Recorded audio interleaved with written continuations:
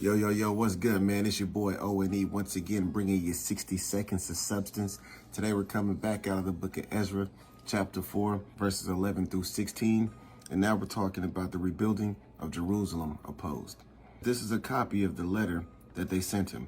To King Artaxerxes from your servants, the men of the region beyond the river, which was west of the Euphrates River, and so forth.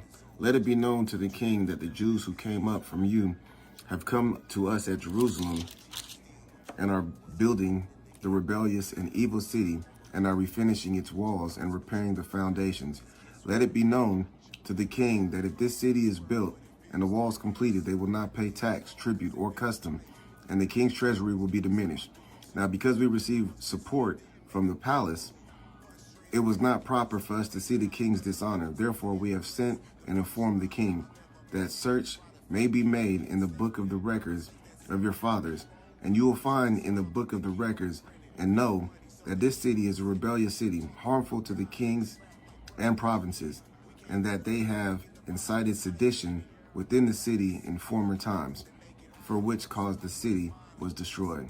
We inform the king that if this city is rebuilt and its walls are completed, the result will be that you will have no dominion beyond the river. And so what you have here is more confusion, right? So you have Rahum, which is the commander of the Persian army, right? And so him and Shimshai, the scribe, they're writing a letter to Artaxerxes saying, hey, don't let Judah rebuild Jerusalem, right? In the previous couple of chapters or verses, we had them trying to stop the building or the reconstruction of the temple. So now they're trying to stop the building or the rebuilding of the city of Jerusalem.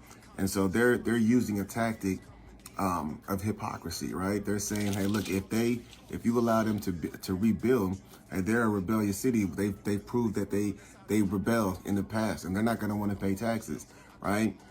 And the Persians, they didn't want to pay taxes either, right? So, hey, hypocrisy, right? And really what it boils down to is in verse 16, they say, hey, we inform the king that if this city is rebuilt and its walls are completed, the result will be that you will lose or you will have no dominion beyond the river. And that's what it was all about, control, right? Territory. So they were going to use whatever tactic possible to stop the rebuilding of Jerusalem, right?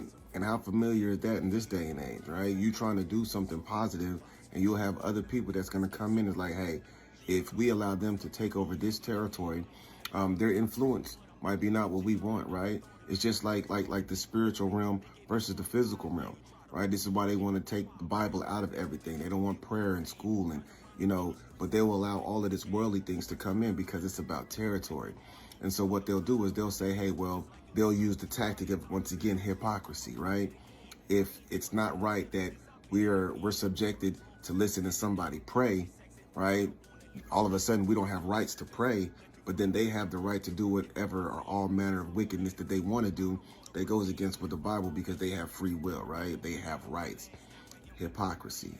And so be aware, right? When they're trying to stop you from doing something, one of the greatest tactics, one of the most common tactics that the enemy will try to use is hypocrisy. That's your 60 seconds of substance. And remember, God is inspirational substance. Shalom.